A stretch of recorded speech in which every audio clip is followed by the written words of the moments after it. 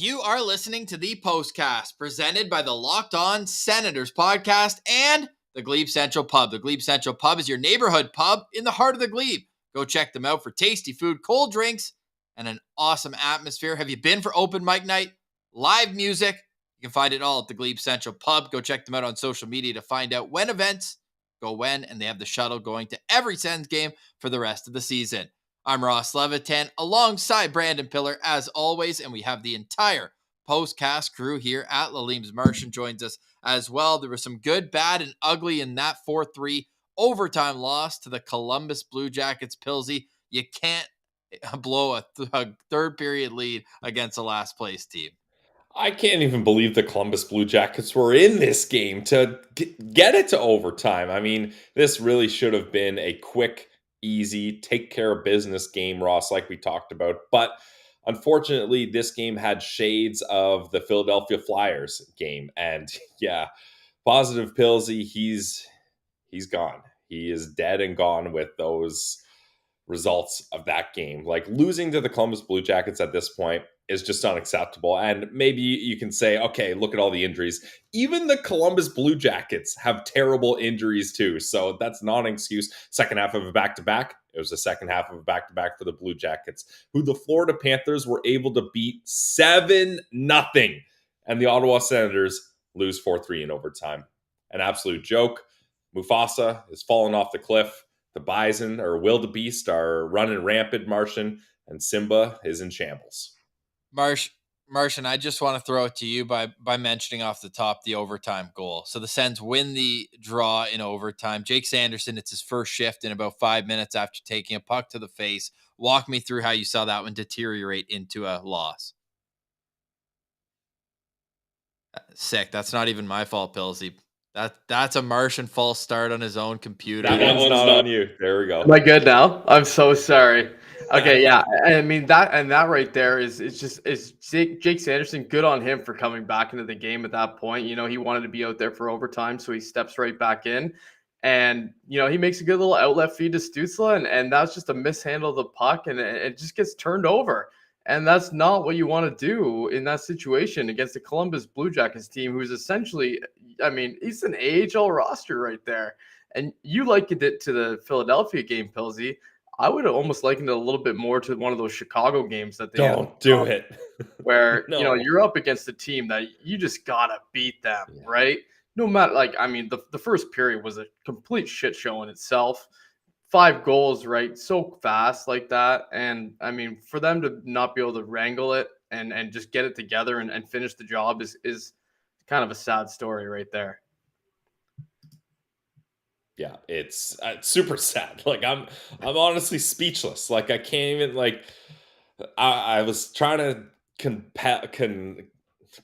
I was trying to make all these compelling arguments and thoughts and have this heated discussion, but I'm just at a loss. Like, for them to just let this one slip away like this, that was their one kind of, okay, we can at least beat Columbus and stay in this hunt a little bit longer. But now you can't even beat this Columbus Blue Jackets team. And what? You're going to go into Carolina and up against the Hurricanes on the road, have some sort of success? No chance. You're going to go up against the Panthers, a team that's now kind of really put themselves in a good spot to battle for that wildcard spot up against Pittsburgh. No chance. Like, it's disappointing because you can see the pieces of this team and how good they actually are. Like, all the stars that are supposed to be good, they had their man this season, in my opinion. Like, everyone's kind of lived up to the bill, other than a few guys that both of you tweeted out your disappointments for the season. But the makings of a good team is here. It's not here right now. Yeah, I 100% agree with you there. So are we all? I mean, are they mathematically eliminated now officially? No, they're not mathematically eliminated, but Martian, they lost 4-3 to the goddamn Blue Jackets. I think for me, it's over. It's time to let it go. Yeah, I mean, the dream is finished. They got to this point and they were still in it, but that's just one they can't lose. They botched it, boys. They let in the first goal on the first shot. Yeah. But we're lucky enough to tie it a minute and 20 seconds later. Dylan Gambrell, by the way, playing in the top 6 tonight. Top 6. Winger, Dylan Gambrell. scores his third goal of the season. Nice feed from Eric Brandstrom on that goal. 5 seconds later, the Blue Jackets get their second shot on goal, and wouldn't you know it, it finds the back of the net as well. Pilsy, which one, if any, would you like to pin on the goaltender Cam Talbot? Both, honestly. Like, I think the second one was worse because that's one where he just gets beat so cleanly. The first one, there was a little bit of some traffic in front, but that second one, he just gets beat so plain and simple. And you thought the Sens had some momentum tying it up, and nope, right away, boom, momentum dropped. That cannon shot down the momentum like a blimp. It was done. I agree with you 100% there. And was that not the second shot of the game as well, Ross? It Like, I was. mean, they were 2 for 2 to that point in the game. You just give us one save here, Cam. That's all we needed, right? It's just like the first one, I agree with you, Pilsy. There was a bit of traffic, but that second one there is just like right after they had just scored. You just can't let that puck in the net. No. Simply put, I would argue the overtime goal as well. Now, you're not expecting your superstar coming out from behind the net to No. give away the puck below the hash marks, but at the same time, you have to read the play and be aware that there's a backside guy. If Sanderson's behind the net, the other guy's wheeling one way, and you know that he's in the slot, you just have to be able to get over there and make a save. A couple just right past his glove. It felt like that on against the Flyers game too. That Cam York short side goal that I didn't like in that game. It's just short side shots cannot beat a goalie over and over again. And the Sens have given Cam Talbot as much goal support as you think you'd need. 3 goals against Columbus should do it. And I mean, they need 5. They do get the win for him against Philly in that game. But yeah, really just frustrating loss, frustrating weekend, a shutout against the Leafs. And then you pull it back up with this. And I know the most positive fans will point to the injuries, and that's great. But like you mentioned, it's not like this Columbus Blue Jackets team didn't have Patrick Laine or Zach Werenski out there. Probably they're 2 of their 3 best players. So I have no time for the injury problems in this game. Unless you're going to tell me that Cam Talbot's been playing injured. In that case, I'd say give me Levi Merrilainen, who backed up today after a 41 save shutout with Belleville yesterday. We posted those highlights if anyone wants to see them on Twitter. Ross, I thought we were going to see Levi Merrilainen tonight after a third goal. Probably would have done. A third goal, if they would have gone down, again like that could have happened easily, right? We could have saw Levy make his debut in relief, which is not an ideal way to come in.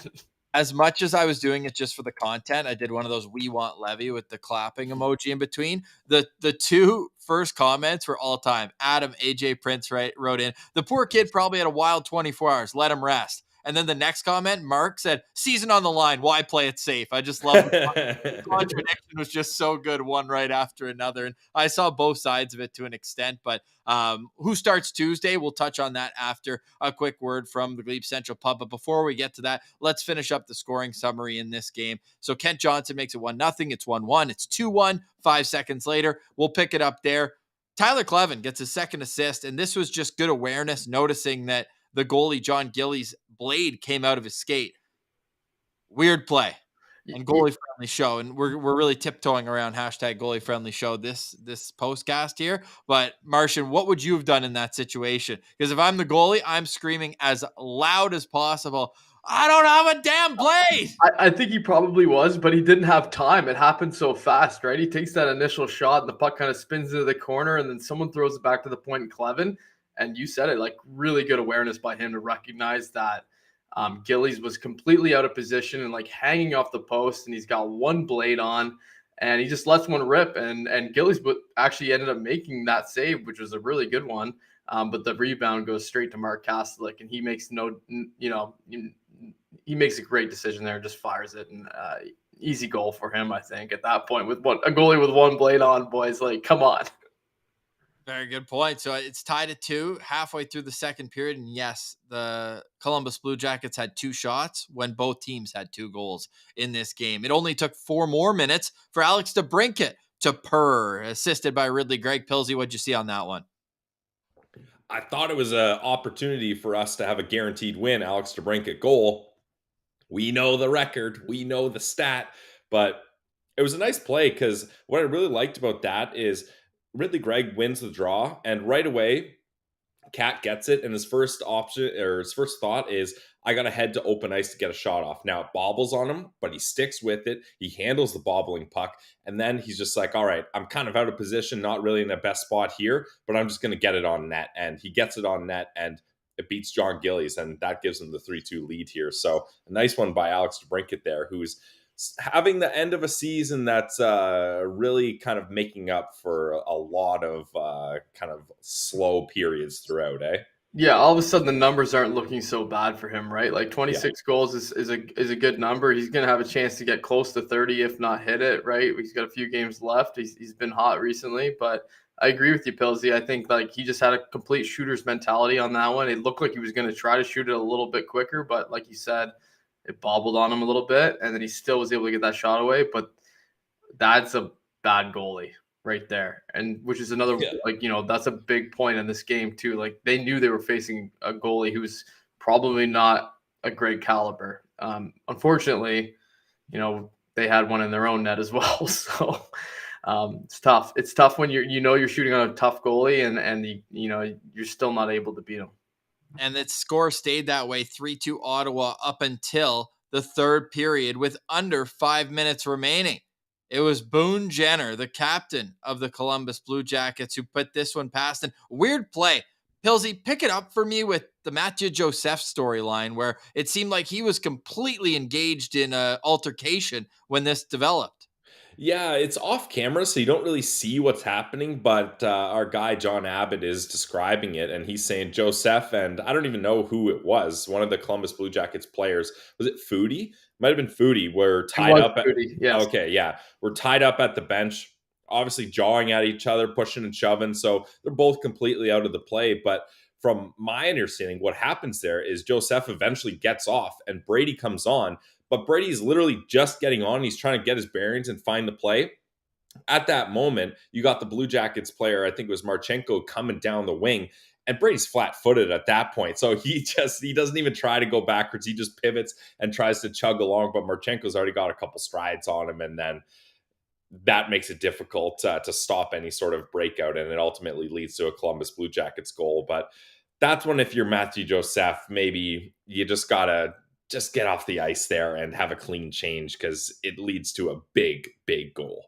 And when you know it, Martian, high glove, no screen. Yeah, clean. Sucks.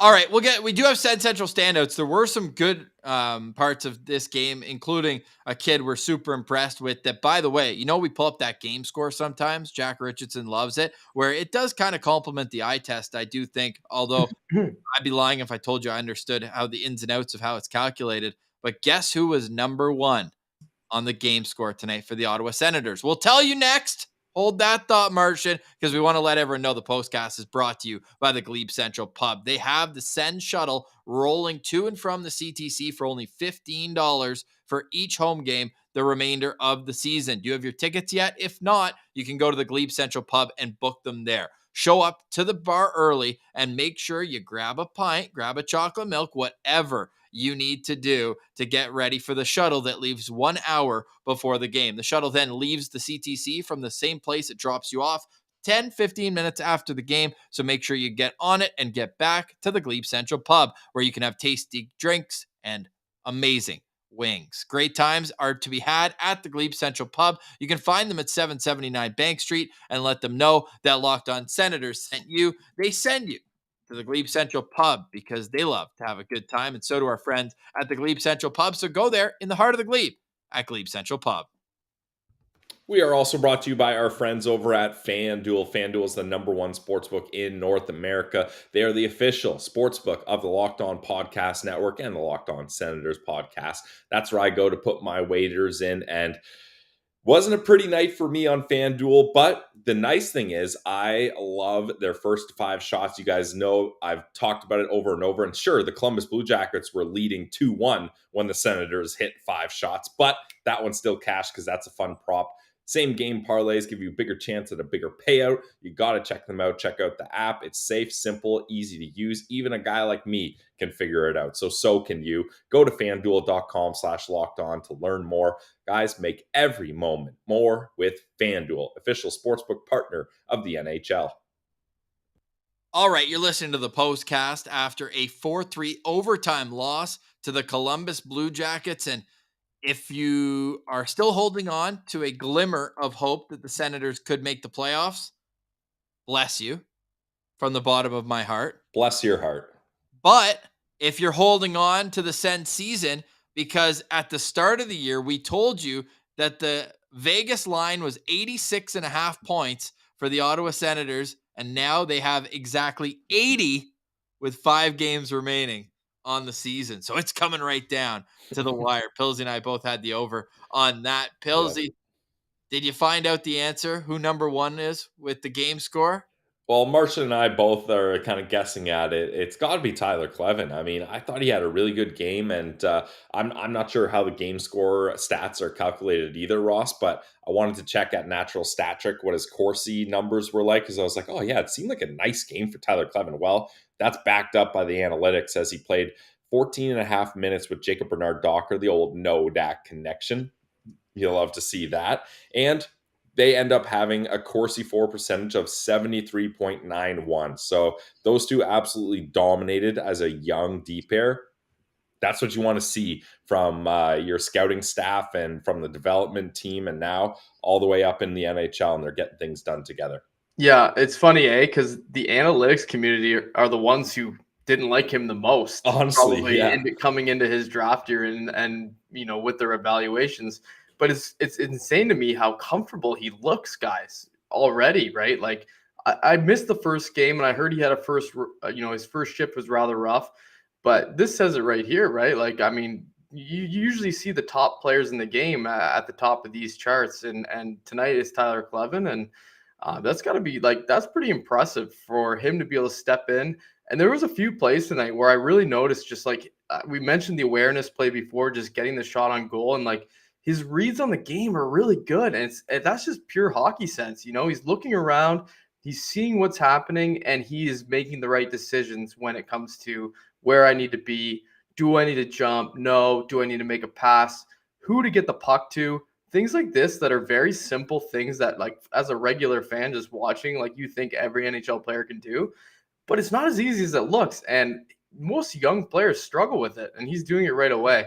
And I mean, I'm just being honest here, boys. This is my Central standout tonight. So we're already getting right into it. And he had that great assist as well. So, I mean, Tyler Clevin had a hell of a game. So, I mean, let me just say right there, that's my Central standout, my first one of the night. If we're going to go around twice, whatever. But I've had him pegged here tonight as my guy. He was really good. Yeah, 17 and a half minutes, again, playing a decent amount. And I thought Tyler Clevin was just solid for another game here. So chalk it up as a good start to his NHL career.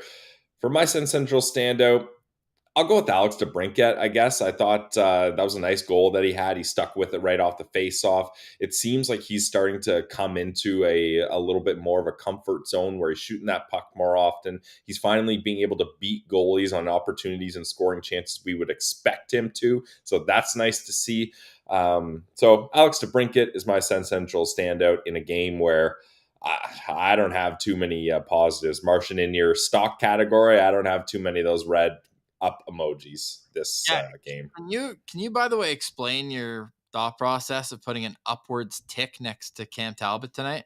That was kind of egregious. I mean, here's where I was thinking there. I know he had a tough start to the game, but he did make a few good saves kind of in the middle of the game in the third, beginning of the third period. He didn't look like the reason I put it there is because he looked better than he usually does. Yeah, he hopped over the low bar he set for himself. Yeah, he set a low bar. I was actually trying to I'm going to be completely honest too. I write these as the game goes. I have it open in a different window. So this was all kind of most of this was written prior to the overtime winner as well. So if I had to redo it right now, I would probably add another down tick to his name here. But what I was trying to say was just he settled into the game, which was thank goodness, because at one point there, I think Garriock tweeted out he had what was it, 4 goals against on 16 shots or something ridiculous like that. Or no, it was 6 on 17 shots. Yeah. Crazy statistic. Usually I'm the guy being too friendly to the goalie, so I'm glad that the And tables have and turned here and, and Martian's hearing and some listen, flack guys. about it. I mean, listen, guys. He's a fellow Cam. I can't be too hard. I can't There you be go. too hard on a guy with my own name. So I I mean, have a theory, actually. there's not many of us out there. We gotta look out for each other. No, I have a theory on why you did it. It's all self-serving. I know this. Our friends over at Sens Reddit put out a question in the middle of the game and said, "Hey, who's been the biggest disappointment versus expectations?" And I came in, I said 33, and it's not close. 20 minutes later, Martian comes in. He goes, "Oh, it's everyone's going to say Talbot, but it's Joseph. It's Joseph." So you're just trying to pull a fast one and tell me that Joseph's been a bigger disappointment, and you're using Talbot to further You your know argument. what? I'm gonna be completely honest, Russ. I didn't even see that conversation. The one Not that you kidding. made. I tweeted that out after seeing Joseph's, that scuffle around the bench prior to that goal happening, and to me it just kind of triggered for me. I was like, that was almost the final straw because this year he's just been so terrible with like his goal scoring and everything. So for me, like it's Matthew Joseph, but Ross, you think it's Talbot? Really? He's had a few good wins for this team so far. Yeah, go ahead, Ross. No, I just want what stands out more. And I almost tweeted out during the game. I said, "Where was the Cam Talbot that beat the Boston Bruins right after Yeah. Christmas?" Well, and that's not the only one either, right? He's had multiple wins that were like good wins for the team where he played great, but it's maybe the injury troubles or what. Like he can't, and Joseph has had injuries too, so you can't just blame it on that. But I don't know. For me, like Talbot, like I didn't even have high expectations for him because he's kind of an older guy. I know he had 36 wins last year, and giving up Gustafsson, that hurts, boys. But like I don't know. I didn't expect that much out of him. For me, I expected like 15 goals out of Matthew Joseph. He's got 3. He had 4 in 11 games last year. He's way underperforming. He's got 4 years left on a almost $3 million deal. Well, 3 after this one. That's the worst contract on the team right now. Yeah, I mean, Cam Talbot's got a sub 900 save percentage. He hasn't had. Yeah, but he's a UFA, so who gives a crap? Yeah, I guess so long term. But I'm talking about the reason of the Sens struggles this year. I'm pinning it more on the game. Man, so I was going to talk about that Boston game, and then 3 days later, remember he just passed the puck to the Detroit Red Wings guy for the game winner. Yeah, like, that's the story. He's had his moments. Yeah, he's had some absolute his lows are so bad that it makes me forget about the highs, and there have been some. He's had a few great games this season. There's no doubting that. According to Hockey Reference, again, they calculate this a little bit different. Or no, starts with a save percentage below 85%. Cam Talbot's had 8 of them this season in 30 starts. That's tough. Every third game, he's given up 85%. So players are shooting over 15% on him every 10 games. Yeah. I mean, but this is not a very goalie-friendly show topic right now. But like, I do kind of agree. Like, I mean, just give me like 9-10. I could go either way. Top of the league, like 9-10 would be beautiful. 898 after tonight's game. Here's what I'll say. Maybe if I could redo that tweet yet again, I'm just redoing all my tweets tonight. But Matthew Joseph was the most disappointing skater, I'll say. He leave the goalies out of it. Wait, here's how I'll frame it. I think Matthew Joseph was the biggest disappointment just because like he's been kind of a non-factor. And like you mentioned, Martian, he just got that big contract, the Nick Paul trade, and the bottom 6 has been a big reason why this team hasn't been able to succeed throughout the season. Like I mentioned earlier, the top 6 guys, they all have their numbies. Like they're all doing good. They're all producing. I'm not pinning too many wins and losses on the top 6 guys. Whereas the bottom 6, Matthew Joseph was the highest paid guy there. He's supposed to be the driving force of the offense in the bottom 6. And he's been arguably one of the worst guys. Like he just hasn't got it done. Yeah, but Watson's got 3 times as many goals this year. Yeah, for real. But Cam Talbot's disappointment factored into the results of this season much more than Joseph's did. I think that's the big difference is Cam Talbot being disappointing has ultimately led to, like Ross said, like those 8 games, that's automatic losses, basically. I don't think you can check, but I don't think he won a single one of those 8 games. The Philly game. Yeah, okay. So that's the one difference there. Whereas Joseph's disappointing season, it hasn't derailed the season here. And you look at the fact that Talbot, I think majority of people, Ross, maybe you could go back. I know we put a poll out of voting who was going to get more games, Talbot or Forsberg. But if I have this right, I believe the streets and Sen's Twitter was kind of under the impression that Talbot was going to be the 1A guy, right? Like, is that fair to say? Like, I think most people thought he was being brought in to not be your prototypical number one starter, but he was going to get more starts than Forsberg. And he was a guy that was going to help be a veteran presence that leads this team to a playoffs, or at least a more inspiring playoff push at the end here. And now with Forsberg out, he's been needed even more, and he's been a complete letdown. And like I said earlier, he's had his own injury troubles, right, Yeah. as well. So, like, in a perfect world, yeah, for sure, you'd want, Talbot or Talbot maybe to play 50 games and Forsberg to play 32, and that's probably the perfect split for them. And it would have been sunshine and daisies having those two guys in net every night consistently. But neither of them can stay healthy, and it just became a bit of a cluster F in the back end there. Well, it even continued into the minors, and I made a graphic this morning. Not a big deal, but let's pull it up actually, because I do have a Sen Central standout, by the way. We will get to, but we got to get into this topic here. Senators organization this year. Look at the fancy graphics. I'm getting good at this. Stay hot. You got a real eye for it, buddy. It's getting good. You look at it and it's wild. And I think on the right it's a little bit smaller, but the entirety of it. The Senators in 76 games heading into tonight, so it obviously goes down. An .897 save percentage through 6 goalies this year, and 2 of them are above .935. Now, they've only played a total of 3 games, but those are the guys you need to be good. Your number one prospect and the 2 guys who are signed as NHL goalies to be better than they have, even in the minors, an .890 save percentage in 63 games. So I don't know. I said, is it a system issue? Bad luck? Like, what is it? But this summer, I think we need to figure out what it is that's allowed this team to surrender goals on such a high percentage of shots. And you'd say maybe everything regresses to the mean eventually, just like you would when you talk about how Alex DeBrincat hasn't scored at the rate that he has in years past, and others included in that as well. But that needs to be top of the priority list. I don't know if it's someone you bring in or what, but I'm getting a sense here, Ross. Are you alluding to it possibly being a coaching issue?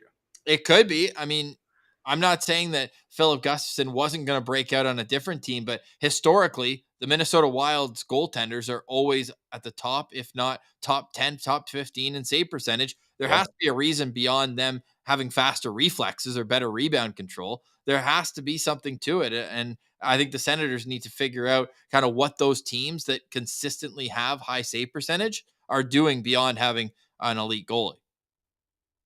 Yeah, well, I think also there could be something in the sense that certain systems benefit certain goalies, right? And maybe that's something the Sens need to look into. Like, I know Elliot Friedman and Jeff Merrick, they have a couple examples of, and I'm blanking on what exactly they are, but certain goalies don't mind getting more shots as long as it's shots they can see. If you keep them out wide, let them shoot 35, 40 shots a game. Yeah, but just don't let them get inside. Don't allow for screens and focus on that, and I'll focus on the shots. I'm not saying anything specifically, but I'm just saying maybe that's something where the goalies' play style and the schemes of the defense core just aren't lining up, and it's just not happening. Like, I don't know either, because it does seem crazy. It's not like this franchise hasn't had good goalies in the system. Like, we've had goalies that have been here and go on and seem to have success. So it's not like that's the issue, is the talent's not here.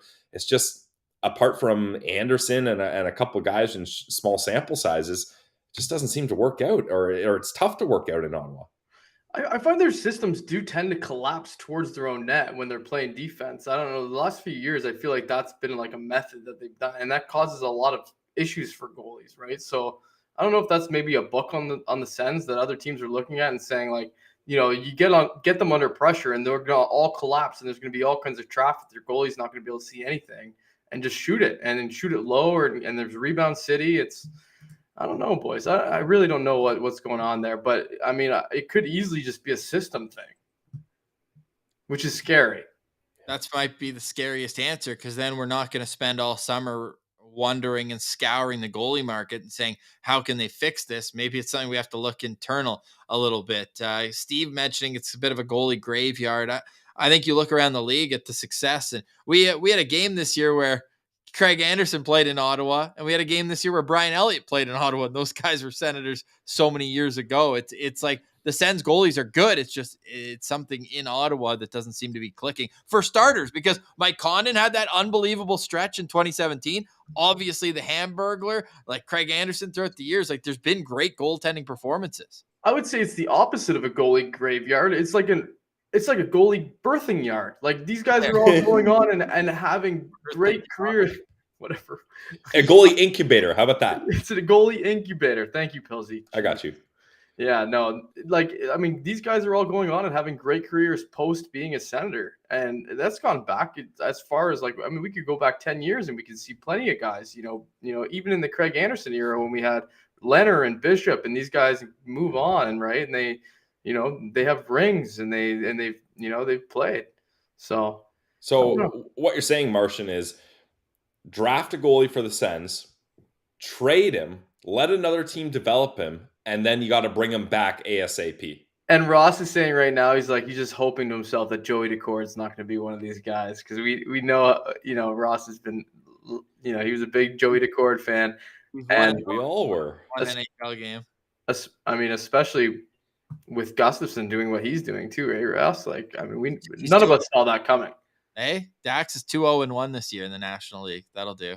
And Phil Guston's getting Vezina votes. So yeah, it's insane, dude. Jesus. Yeah. I mean, even Craig Anderson post being a Senator is getting wins still. Like, it's like, and Brian Elliott would. Matt Murray had 50+ saves against this team a week ago. I mean, we could go all night. I feel like on that topic. That's crazy. Yeah, tough one tonight. Tough giveaway from Tim Stützle in overtime. Just a tough game overall. You know what? I'm going to give some shine to Shane Pinto tonight. I thought it was one of his better games in a long time. Maybe the counting stats don't show it as well, but if you dig in, like when he was on the ice, the results were all positive. He had Dylan Gambrell strapped to his wing. So I'm going to give him a little bonus bucks for carrying him around. Goal scoring Dylan Gambrell. Sorry, yes, I will. And that was a great play by Brandstrom as well. Yeah. He turned that over. He turned that thing over and got it over to him. So. But I mean, 13-40 at 5-on-5, and when he was on the ice, 15 shot attempts for, only 5 against. So you're looking at a solid underlying game for Shane Pinto. Still want to see him next year take another step forward in the faceoff circle. Tonight was not his night, 20% in the dot, but I just thought that line was probably the best, which isn't a good sign long term when your number one line in a night is Pinto, Gambrell, and DeBrincat. You want that to be probably the top line with Timmy. And yeah, it was a tough game for that top line. Obviously, Ridley Gregg's just not 100%. I think it's kind of ridiculous that they're trotting him out here at the end of the year. Why not give this as a look for someone else? I just don't know what we're doing. What, you seeing that sternum being an issue? I don't know. I mean, he's not wincing or anything, but it just kind of feels like he's not as explosive as he was in the first few games. He had a shot on goal. I thought his game against Toronto was probably a little bit better than this one. So maybe, and even if it is, still I actually thought he was all right tonight. Yeah. I mean, we got but I think maybe DJ's reined him in a little, Ross. I think maybe that we might have seen something like that happen, especially playing on that second line. Maybe he's got a little bit of restrictions on him here. Yeah, Ross is right though. Like, I mean, he's not playing his game. Like his game is way more physical than it usually. But that's a matter, I think, a lot too of just him being too small in the NHL right now. Like he needs to beef up. Like he needs to go on whatever the biggest nutrition diet that they have for weight gain. That they, stay in Ottawa, stay with the trainers, and make that happen for yourself, because otherwise it's going to be a tough sled if you're 180 pounds or whatever he might be, right? Like that's small. Get some Built Bars going. He needs Built Bar. Great deal at Built.com. I will tell everyone my Sen Central standout reasoning a little bit more, because I feel like I'm getting some pushback on it. So I'll fight that fight, and we're going to wrap up a tough weekend. But I also want to touch on the Levy Merlinan conversation. If you're live in the postcast after each and every game, we're not going anywhere, but if you're listening in your car, we'll be back in 2 minutes. You're locked on Senators, wherever you get your podcasts. All right, Sens lose 4-3 in overtime, and not to go back to the Cam Talbot conversation, but Marc Brassard, who is in the scrum there, obviously covers the Sens for La Presse in Gatineau, and this is about as close. And Oh boy. apologies to me if my en français isn't as good. Want to read to me? I can translate, Ross. For sure. So, il y Yeah. a un mauvais revirement sur le but gagnant, mais on a besoin d'une arrête et on ne l'a pas obtenu. I got Gagnon in there. Winner. Gagnon. But other than that, basically what I'm getting from that statement is Cam Talbot simply wasn't good enough tonight. The boys gave the team a chance to win, and we didn't have any saves behind us. Yeah, and he was talking specifically about the game-winning goal. The quote Okay, translates damn. more or less to it was a bad giveaway, but you need a save. And I think that's as close, if not blunt, as DJ Smith has gotten this year to straight up blaming his goalies, like we saw him do a couple times with Matt Murray. Not just goalies. I mean, any player. Like he rarely will throw a guy under the bus, right? So I mean that pretty much tells you all you need to know about, I think, Cam Talbot's future as a Senator, and also just like how the boys feel after being demoralized kind of 2 games in a row with him in between the pipes. Not being able to make key saves. Yeah, it's there's no scenario in my mind where Cam Talbot comes back. Like it's run its course. It's a non-starter conversation. You have to look elsewhere. Look, and I'm not going to sit here and be like, I knew the Gus for Cam trade was terrible. Like we never should have done that. No, I think most people saw what the Sens were doing. Most people understood that Gus just wasn't going to work out here. Maybe he goes off and has a Vezina caliber season right after. Who knows? But it just wasn't going to work here, and that's fine. And if you would have told this Ottawa Senators team that's had random goalie tandems in rebuilding years, no stability, the goalie carousel is plugged in and it's on all night, it's constantly spinning, that finally we had 2 stable veteran goalies that could play a tandem 1A, 1B style, it made sense. And I thought it was an okay move, but it didn't work. Plain and simple, it did not work out. No, it did not. Who do you want to see in goal on Tuesday? We teased that earlier, Martian. I mean, give me Mads. I'll take Mads Sogard. That'll work for me. Is he going to be back? He's not on the team right now, so he's sick. Well, if he's sick, non-COVID illness, if he's I think still right? out. I mean, give me Levy Marilyn. Yeah, you cannot put Talbot in. You can't. It's not Talbot. Anyone but Talbot. That'll be my answer. Talbot it may as well be done for the year, as far as I'm concerned. Because now that they're like as close, you brought him in for a push. Yeah, he pulled. He didn't push. Yeah. And now you've got this goalie who, by all accounts, was brilliant. Now, do you see that highlight reel that I chopped up from Belleville? Like everything. 40 saves. Angus got back to me. Let's get incredible.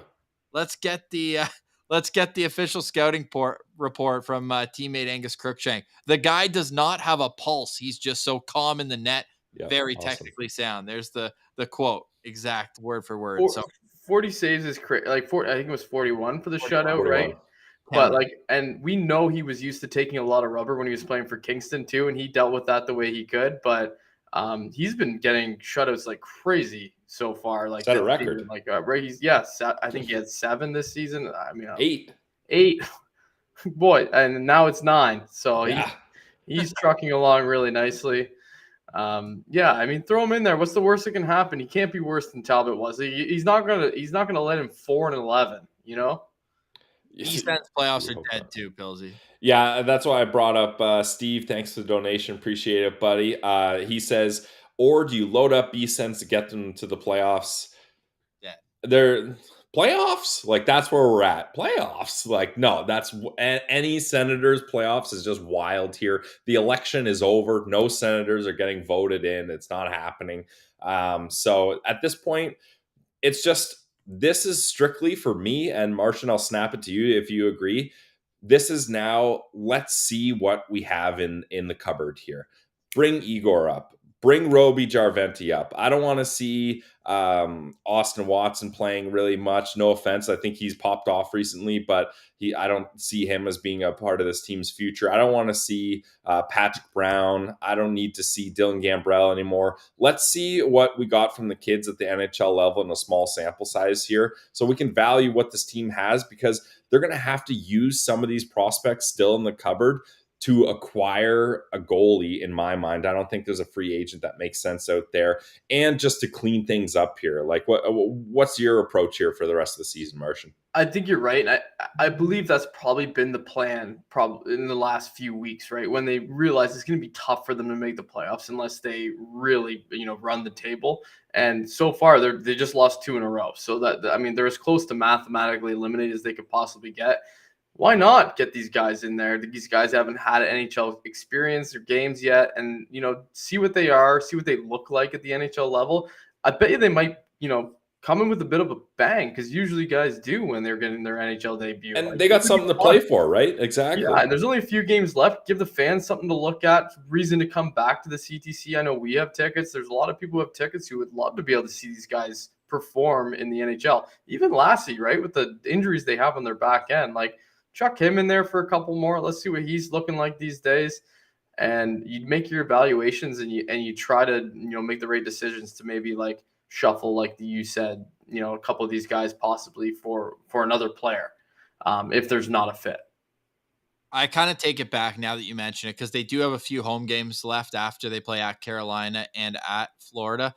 Give Talbot one of those games. Just give him Carolina. You give him one more courtesy game. Yeah, I'm not saying shut him down for the season, but you cannot trot him out there next game. You like that. I can't. Would you be surprised if they did, though? I don't know. I wouldn't be. I wouldn't be that surprised. It's like, God. They've already gone through so many rookie goalies. I'm sure everybody's kind of. I mean, so what's one more? Their first game. I know they always get wins, I guess, but so maybe that's the key. Maybe we have to start a new goalie for every year. Let's just keep signing guys. Brady's going to strap on Forsberg's pads again. Let's do it. Where's Artem Anisimov? Don't let him get hot. No, but like I won't be surprised if we see Talbot even next game as well. Like what, they play Tuesday and then Thursday and then Saturday. Talbot's probably going to play 2 to 3 of those. No, we're going to have to email Pierre Dorion. We're not going to that game sitting Club Bell watching Cam Talbot in the crease in front of me. I'm not. It could happen. No. Give me Levy. Give me Matt. The good news is that the Sens shoot in the end that will be in twice, so we'll only have to have Cam Talbot in front of us for one period. Hey, nice. If Levi Marilainen plays and gets a shutout in that game Saturday, I'm buying his jersey before we leave the arena. 35 looks sharp too. On the record. On the record. Love it. Hey, I'll hang it right behind where Pilsy's going to keep his Tyler Mott jersey. Did I ever tell you the story about my buddy who bought a Logan Brown jersey? Oh. He goes, I will buy the jersey of the next player who scores.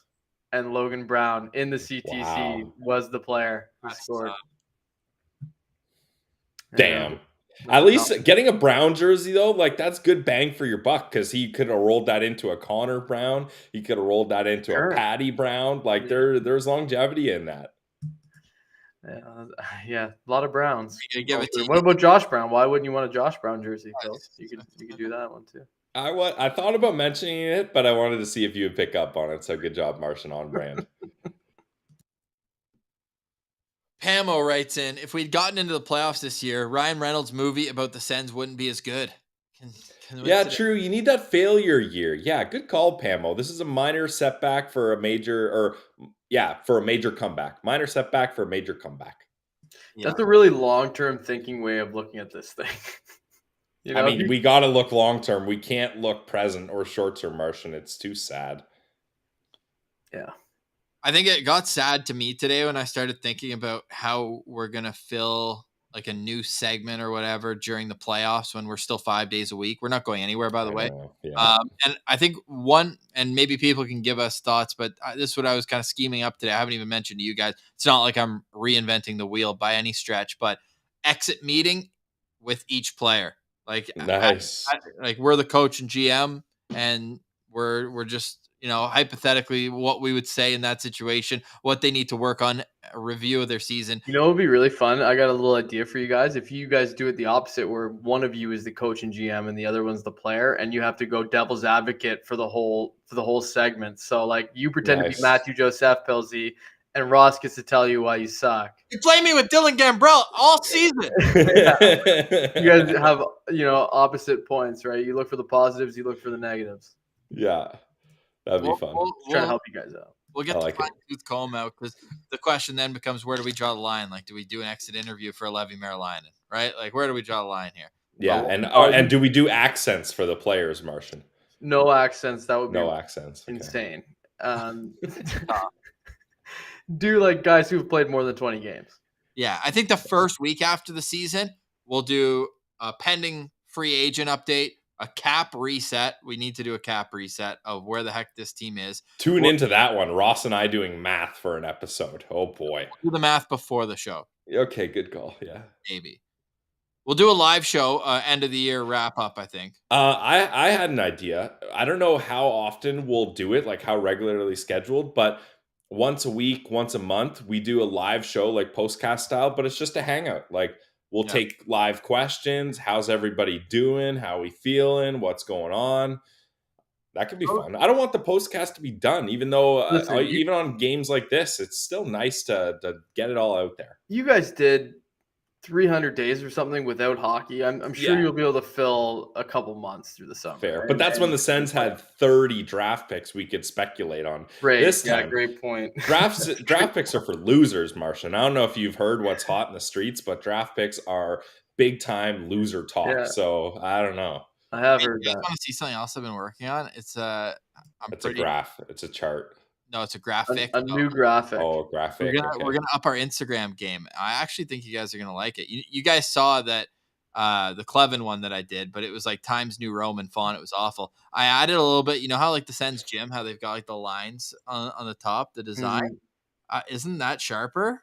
Wait for it. Yeah, but Ross, hit me up after this. I'll tell you some tips for getting some good fonts. Oh, look at that. The red and black. Nice. It is cute. It's cute, but you can come up with something better than that. That's too generic looking. You know, I have no input on graphic design. So it's not bad though, Ross. It's not bad though. Thanks. Hey, I'm better. Getting better each and every day. That's what we need here. I think I got something that you'll appreciate that we can talk about later. Okay. Yeah. Sounds like a business meeting for Club Bell. Yes. Let's talk about a Club Bell while we eat prime rib during warm up. You know what Devin told me? By the way, shout out Devin, the Sens ticket account manager for us. Awesome guy. He said, anything we can like make sure of for you guys? I said, make sure you're stocked on GPA rolls. Thanks.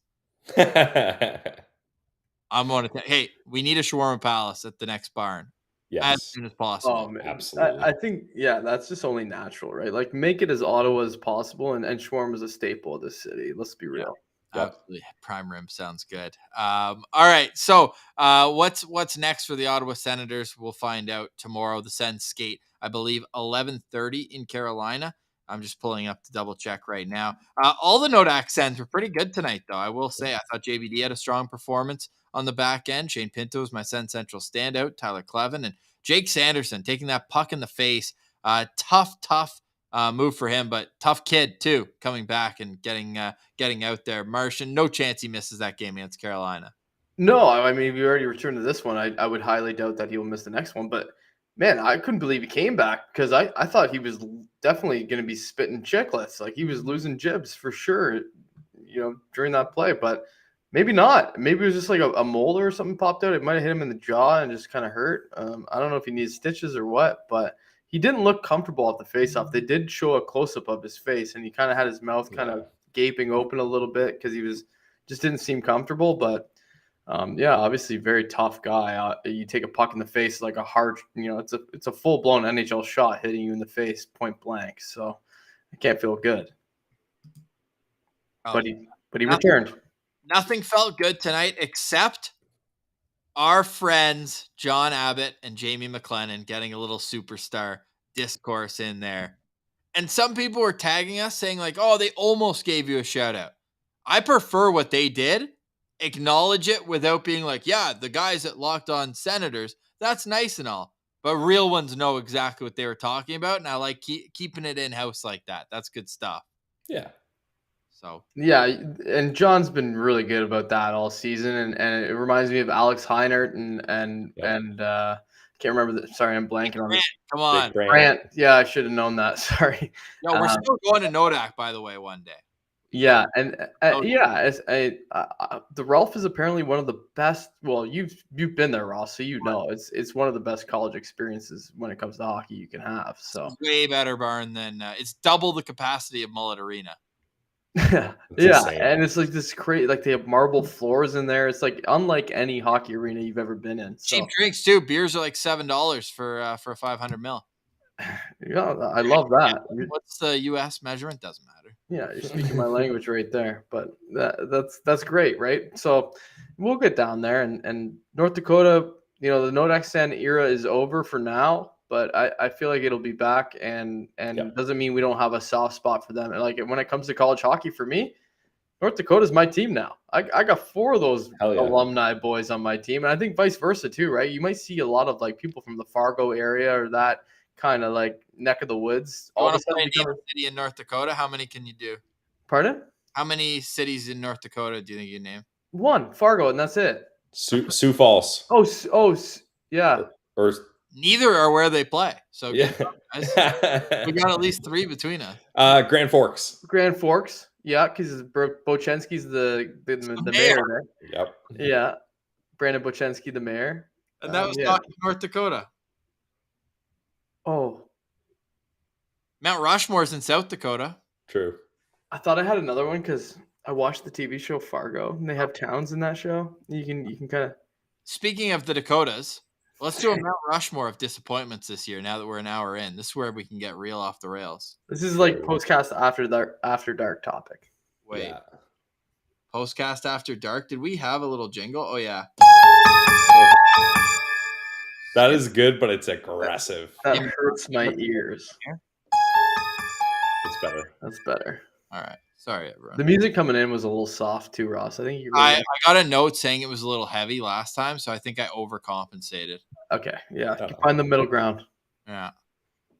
It's all good. We'll figure it out. We got 5 games left. Just like the Suns trying to figure it out. Damn. I was really hopeful that they could hold on until next Saturday. I was hopeful they were just going to win this game and keep that dream alive, but it's dead. It's dead. Damn. And it seems like I killed everyone. Sorry, guys. Yeah. Nice and quiet for everyone. Yeah. I don't really like that.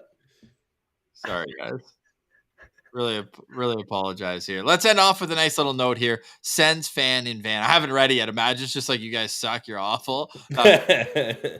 Late to watch. No, we always appreciate Sens fan. Hey, if you're gonna super chat it, you can say whatever you want. We'll still put it up. If you want, you can hammer us as hard as you can. And it's like Ron Burgundy in the prompter. If you put a super chat, we will read it. Oh, 100%. Sorry. I'm upsetting everyone in the chat. I got to stop with that noise. Take it right off the board. You've got Ali Dez upset. We can't have that. Yeah, no. Word of the day, stop. Everyone loves this one. Yeah. That's nice. That's a little nicer. Okay, good vibes. And we are going to get to the Mount Rushmore of disappointment because I know Graham is a sicko and he wants all of that conversation. Sens fan in van. What do we think about the Ottawa against the world marketing plan that Ryan Reynolds is rumored to be pitching? I like it in theory, but I have to admit it's going to be a little bit hypocritical because those Toronto versus everyone shirts, I always thought people were the biggest losers ever who wore those. Yeah, but you see where they're coming from with it, with them being the most obnoxious, annoying fans and everybody hating them, and that's why it was Toronto versus everybody, right? It's like it's easy to hate them, and especially with the Canada versus the US thing, like even everybody in the States hates the Leafs.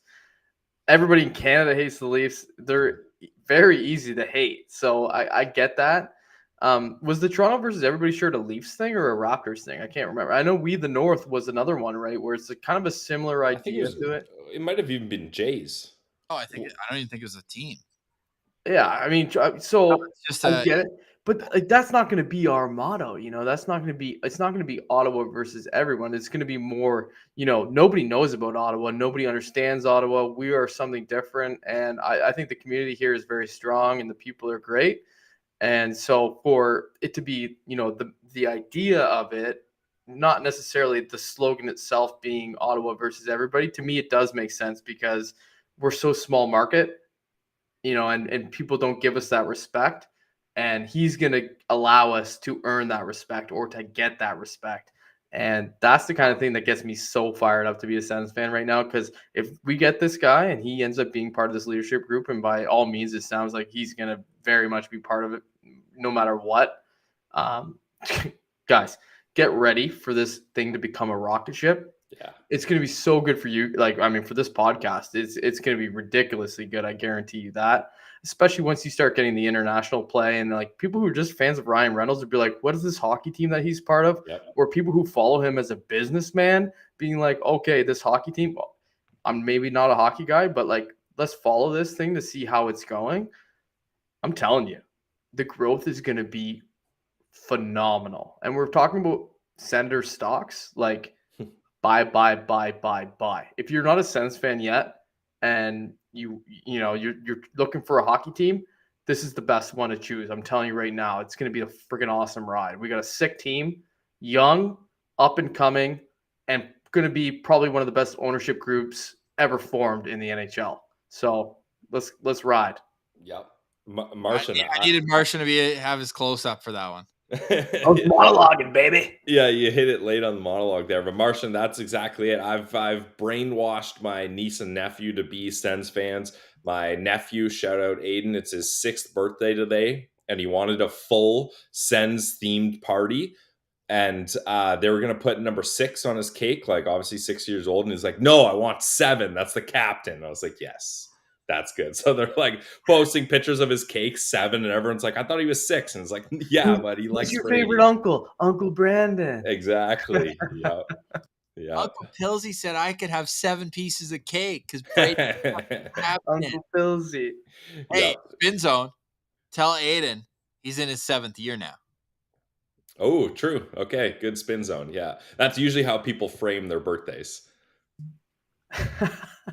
You have any spins on a 4-3 overtime loss to the Columbus Blue Jackets? Yikes. No, it sucks. This sucked. I'm so frustrated by this loss. Mufasa is off the cliff. Season's over. NHL overtime is such a shit show, right? Because the Sens could have maintained possession there, and I guarantee, I'm pretty sure their chances of winning that game would have been pretty good, But they just they make one mistake and it costs you. So that's the way she goes. All right, Martian, instead of final thoughts from you, I'm making you do a Mount Rushmore of most disappointing Senators this year. Have fun. Yeah, Ross, let's save ours for an episode, but I want to hear This is tough. Obviously, we got Matthew Joseph, we got Cam Talbot. Who else has been really disappointing to me? I don't know.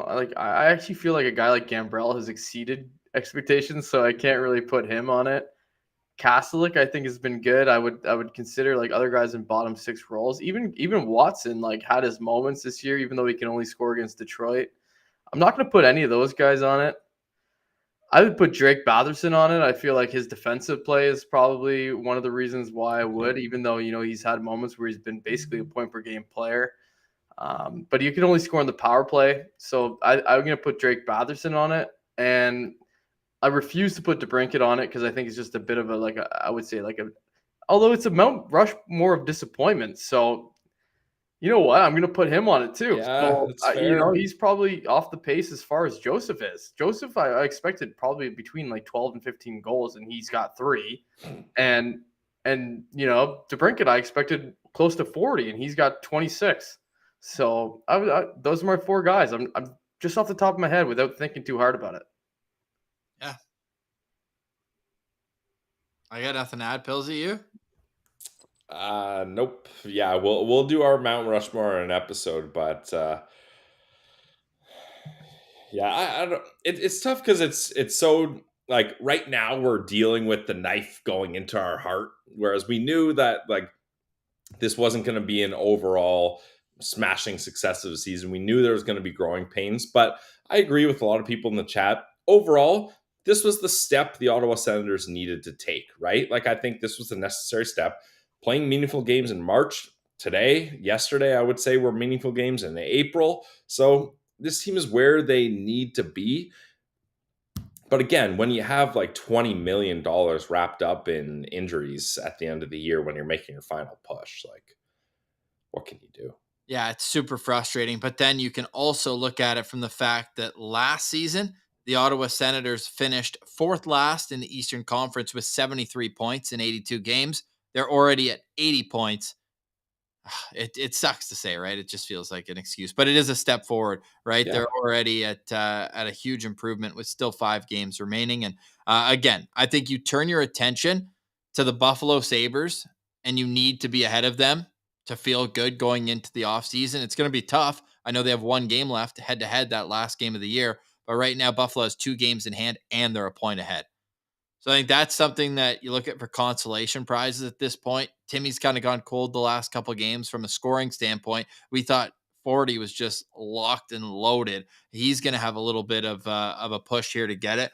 We know Claude Giroux's 5 points away from 1,000. These are still great storylines coming up. I would be honored to be in the building when Claude Giroux gets that 1,000th point. So if he can get a couple this week, we could.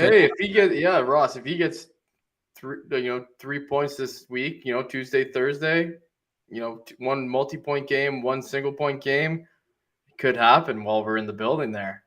Oh, that'd be sick. I'd be all in on that. That could be a fun one. Yeah. And that would lead to obviously a great postcast as well. Yeah, from bottom floor of the league to meaningful games in April is a great way to look at it. Yeah. It was wild. It's true. It is. It's April. Yep. It's just a disappointing fashion when the losses, you can literally just name them off, the points they would have needed and how close they were or how far they were in games where it shouldn't have been. Pillsy started bringing it up again, but 5-0 in Chicago. Tough. Yeah, I'll never forget that game. Oh, boy. The growth is going to be so easy for them. Like when you look at what they've given up this year just by their own mistakes and sheer underperforming, like in certain games that they need to win, they're going to take those. That's going to be their big takeaway from this year is like, you got to win the games you're meant to win. And I think they're primed for next season. Yeah. And I mean, even the game against Chicago that we were in the 300s with everyone for the Chris Neil retirement game, like that was kind of a perfect sum up of the season. Some really cool moments, but at the end of the day, you fall just short. Even though you get a point, you can feel kind of somewhat good when you just look at the box score, but they were up 5 minutes left in the game. Brady had just done the Chris Neil celly after a goal that we had hypothesized about. Then he absolutely truck stick Jason Dickinson. Everything was coming up for a great night, and they just kind of collapsed. The goal into their own net where Talbot gives it right to the Detroit Red Wings player in late December. There's just so many moments where you're like, if that one thing didn't happen, where would we be? Next year, they'll have 82 games to prove it, and they'll have another year of experience under the belts of like Brady Tkachuk to me is entering his prime as of next year as a 24, 25-year-old coming into camp. Agreed. Like it's showtime now. It's showtime. I agree. He's starting to enter his prime, but like look at a guy like McDavid, who I would say this year he's just started the first year of his actual prime, and he's a few years older than Brady. So I don't think you can pinpoint it like that being that young. I think it's still a little bit more like 25, 26, 27 is kind of those years where that's where guys really break out. But he is maturing pretty quickly on us here. And I mean, look at Timmy. Next year, he's going to be a freak. Guaranteed. If he goes back and has the same kind of training that he had this another year. Another offseason in Greece, Martian. Another year of bulking up and growing and becoming a stronger man. Like, oh, man, he's going to be sick. And people, still call him that diving thing is completely out the window for me.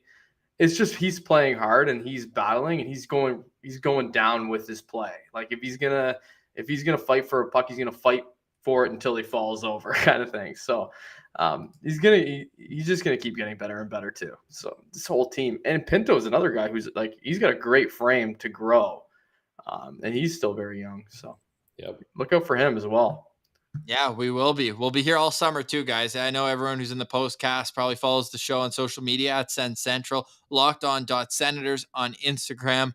Always love chalking it up. We vibe or we vent on the Postcast, and that's the beauty of it. It's immediate reaction following the game when we don't even have time to kind of rationalize our own thoughts. It's shoot at the hip and think about it later. And we appreciate everybody for being so warm to the idea and allowing us to be able to have great sponsors like the Glebe Central Pub, Farm to Fork, Shawarma Palace, and all the great Locked On Podcast Network sponsors as well. So absolutely love that. And it's just going to be bigger and better next season. There's no doubt about that. I have a hilarious little tip here that came from our friend Kevin Himena, and he just let us know that Curtis Joseph was confirmed to be the E-bug tonight in the Leafs game after Matt Murray.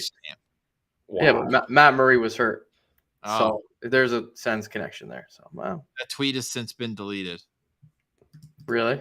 Yeah. Like size. Fake news. Fake news then, sorry. Yeah. Get that Leafs talk out of here. Well, TML. Kevin threw it out there for us, so I don't know.